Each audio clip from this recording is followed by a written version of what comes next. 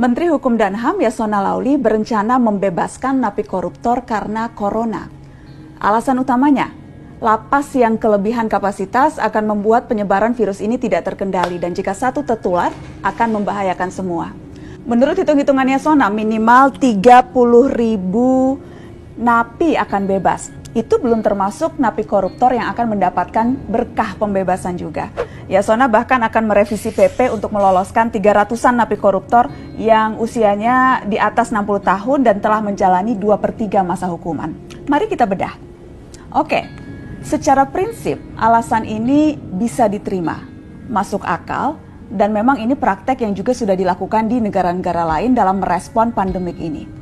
Ya, lapas kita kelebihan kapasitas luar biasa, tidak main-main, bahkan ada lapas yang over kapasitas sampai 700%. Secara umum, kapasitas lapas dan rutan di seluruh Indonesia itu sekitar 130.000 orang, sementara jumlah real penghuninya hampir 270.000 napi. Beberapa kali saya melihat langsung kondisi lapas kita, memang tidak manusiawi, orang bertumpuk seperti pindang, bahkan tidurnya pun harus bergantian.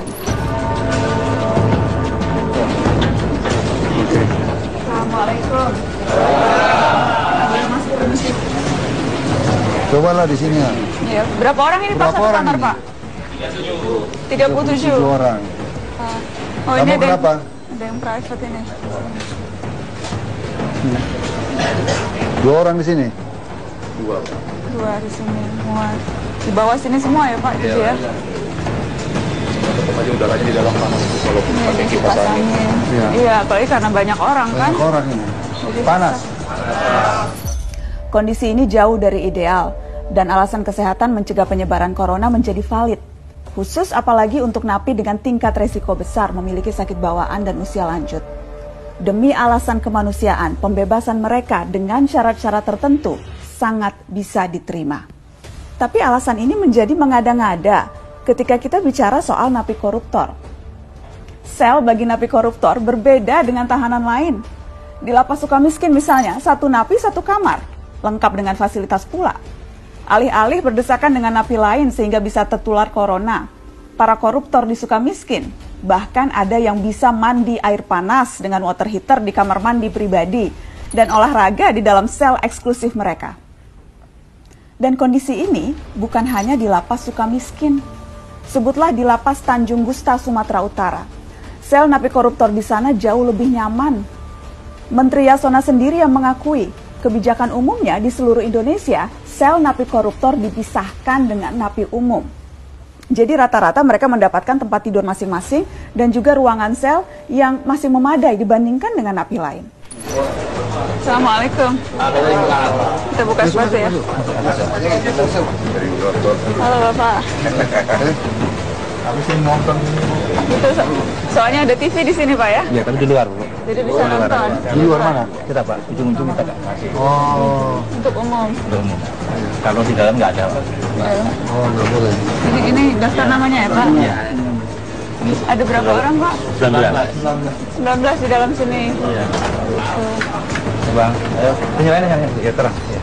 Paksa dibuat tingkat Paksa ini. dibuat ini, ya, karena tidak muat lagi. Jadi 4 di bawah, kemudian 4 di atas, 8, terus di atas ini lagi, di atas itu ya. 2 itu. Oh, di atas ini 2, ini, sama itu. Tapi berarti satu orang dapat satu tempat tidur ya Pak? Karena tadi di sana satu kamar bisa 40. Ya. 40 orang. Ruangannya mungkin agak beda. Agak besar. Iya, tapi nggak terlalu jauh juga lah mungkin. Besar. Emang mengatur penampakannya itu gudana juga agak Karena harus dipisahkan tikor dengan ini ya. Itu harus maksudnya karena memang undang-undangnya atau karena lebih ke kebijakan setiap rutan atau lapas? Iya, pada umumnya kan tipikor dipisahkan sama dengan di Sukamiskin. Tapi itu Jadi memang kebijakan itu yang sejak dulu ya. kebijakan yang memang diambil. Itu dari segi fasilitas. Sekarang mari melihat angka. Dari hampir 250.000 napi di seluruh negeri, yang napi koruptor jumlahnya sekitar 4.500-an. Berarti itu sekitar 1,8% dari total napi. Jadi pembebasan napi koruptor dengan tujuan menghambat penyebaran COVID-19 di lapas menjadi tidak relevan karena angkanya sangat kecil dibandingkan dengan napi kejahatan lain, hanya 1,8%. Menjadi wajar kalau kemudian sejumlah aktivis pegiat anti korupsi curiga kebijakan membebaskan napi koruptor ini hanyalah akal-akalan saja. Sudah beberapa kali Kementerian Hukum dan HAM berupaya untuk meringankan hukuman koruptor lewat revisi peraturan perundang-undangan.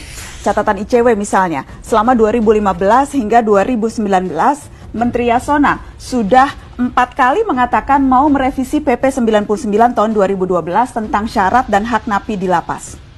Jadi tidak heran kalau ada yang berpikir bahwa rencana pembebasan napi koruptor ini sekedar memanfaatkan isu COVID-19 untuk memuluskan keinginan lama, mempermudah remisi bagi koruptor. Jadi, Pak Menteri yang terhormat, supaya kita tidak curiga macam-macam, coba dibuka dulu ke publik. Narapidana kasus korupsi apa dan di mana yang menempati sel berdesak-desakan seperti napi umum pencuri ayam yang bahkan harus tidurnya bergantian. Oh ya sekalian, kalau memang mau cek lapas koruptor, titip cek lagi sel Papa Setia Novanto dan kawan-kawannya di Sukamiskin. Lagi di sel nonton Netflix atau lagi pelesiran makan di warung Padang ya?